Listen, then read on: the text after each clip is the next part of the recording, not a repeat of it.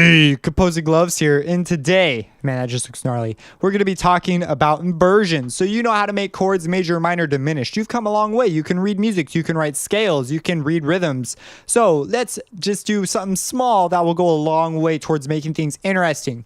This is a concept, the concept of inversions, that if you can learn to do while you're playing piano, will set you way ahead of an amateur pianist versus a well-oiled improvisational pianist. Well, beginning improv versus later on, you've like really got the basics, the solids down. You become a much more dynamic player just by knowing this simple thing. And it's super important music theory, very basic idea. It is the idea of inversion. So now you can make your chords augmented, minor, diminished. Which one did I leave out? Major. Wow, I left out major. So we've always talked about it from the root position, meaning that the name of the note, the name of the chord, so C, which is the most important note in the chord because it's outlining the relationship of C to everything else. So C is like being brought to the forefront. It's the most important thing.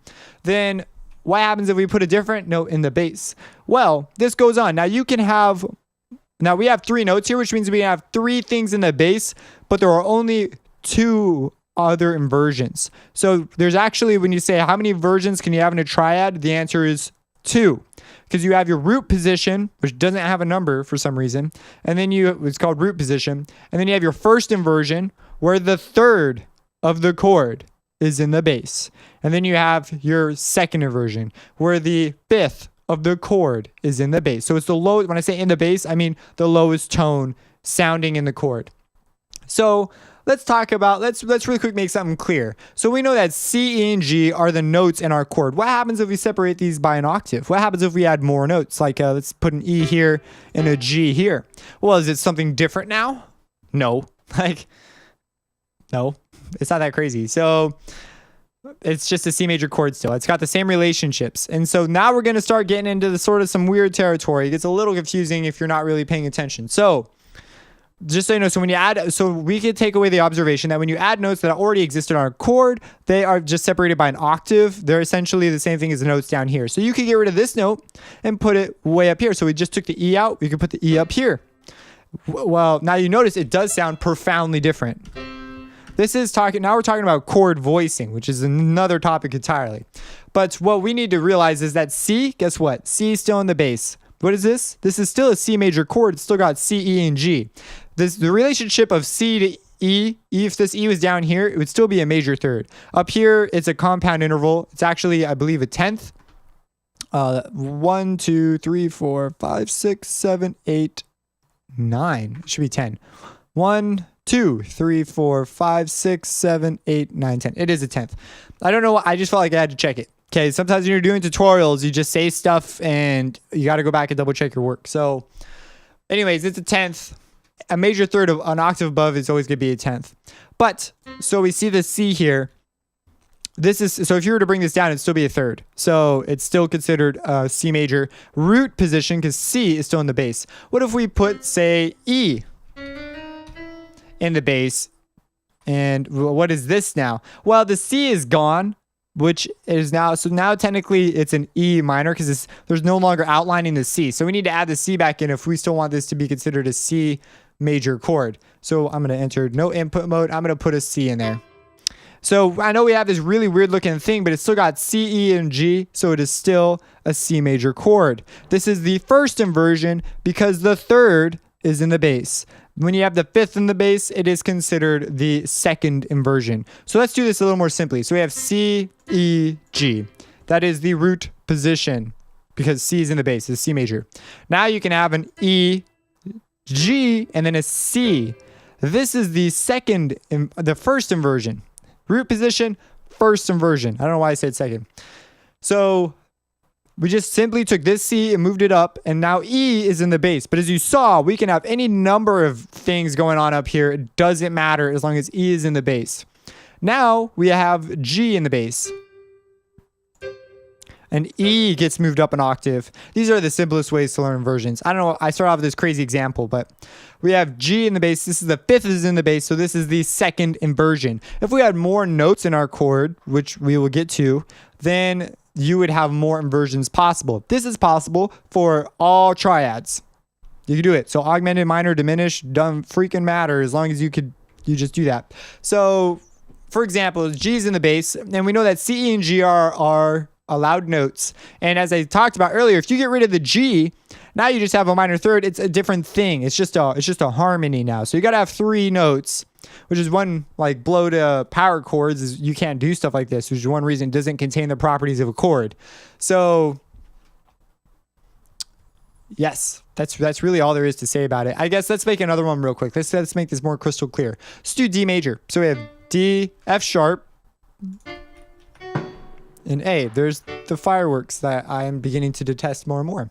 We can do now. This is something we haven't talked about. I'll probably have a video for it eventually. But because an F sharp is in this measure, all Fs in this measure will now be considered F sharp. So like if I put an F up here, this is an F natural. Why? So that's a good point. So here's a D major. We're going to create the inversions for it. Now I want to bring up something real fast. This is an F sharp. This is called an accidental because it's not normally in the key. So it's an accident, I suppose. I don't know. I'm not sure what the original language came from. I'm not sure if it's related to accidents. But what I do know is that all Fs on this line are now considered F sharps. But if you were to put an F on a line somewhere else, that is not an octave. This is an F natural. So these are not related. Okay, so here we've got a D major. Let's make it a first inversion. So this is root position. Here is a first inversion. So we put a D in the A because there's D, F sharp, A. So F sharp is in the bass, which is the third. And here's the next inversion. Well, this the second inversion. And so we need the F. That's not a sharp, so we're going to make it sharp. And there you have first, the third inversion. Let's do another one. Let's do a diminished chord. Let's do a C sharp diminished chord. I just want to pick unusual examples just because it's not really that unusual. Maybe you're working in C sharp. So we have C sharp, a minor third is an E, and a minor third from E is a G. So this is a diminished chord. Sounds glorious, right? So let's do something a little crazier this time. Let's just manipulate it from here. And let's add a couple more notes. So we know E and G are allowed. So we'll put an E up here and a G up here. And we'll leave out the C sharp right here. So we have this thing. Looks like that. To simply make it an inversion, simply get rid of the bass note, which it's not going to let me select or do. All right, we'll just write it out again. But now our C sharp has gone missing. Now we just have a relationship between E and G, which could be perceived as a E minor chord. However, if you have outlined a C sharp at some other point in your measure, maybe via a melody or something, then it's still going to be a C sharp minor chord. Just so you know. So they carry around. It doesn't have to be necessarily at that exact moment if you have done a broken chord or done some like implied as C sharp minor. But if you really want it to be considered C sharp minor academically in this context, if we were to look at this as a separate thing, there'd be no hint to us that that C sharp was ever there. So we need to put a C sharp in. So we put a C sharp. And so now it's a C sharp diminished first inversion. If we got rid of the E in the bass, now it is a second inversion C sharp diminished chord. So hopefully you're getting this. I want you to go through and make all your chords. If you have a piano, you don't have to write them out. Writing them, actually you do. Write them out because you're going to be composing. So what am I saying? You have to write them out. So write them out, come up with all your augmented, minor, diminished. I know you've written them out, but honestly, just keep writing them out. Like you'll get so much faster. It'll become more personal to you working with them. Write them out, listen to them, hear what they sound like, get a feel for putting different combinations together. We haven't gotten to chord progressions yet, but go ahead, see what a C sharp minor sounds like after a G minor, or, try messing with things. At this point, you can get really actually very creative. We know how to do rhythms and you've learned your scales, so you can pick out scales. We haven't talked about diatonic chords, which I think are coming up after suspended and sevenths. And so we're going to be, so we've really come a far way.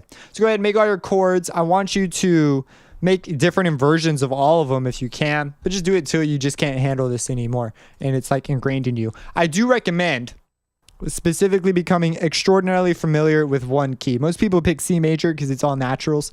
Pretty easy to think about, but pick a couple keys to get familiar with. preferably the ones that are, related to each other, and learn the minors, because when you do that, at least you'll have a key that you can use as your bass key when you want to compose and just write out an idea. You can write it out real fast in that key, and then you could choose to move to another key just to be more interesting, and you'll vary your style and just become a more dynamic composer. But you do want something that is like your core. If you don't have something to reach for that you're comfortable with, it'll be really difficult to learn new stuff. So it's just like how we built all that memorization base. Subscribe. If you have any questions, drop them down. Drop down. I got a question for you. What is your favorite classical piece? Someone out there has to say Rite of Spring. Someone. It's not mine, but I'm sure someone out there likes that. That would be their favorite one. So that'd be kind of weird. Actually, I don't know. If it is, that'd be kind of cool. Unless you don't have one yet and you've listened to so little that you'll go listen to it and think, oh yeah, why not the heck? I don't want any of these fake opinions. I want real ones. Subscribe and have a blessed day.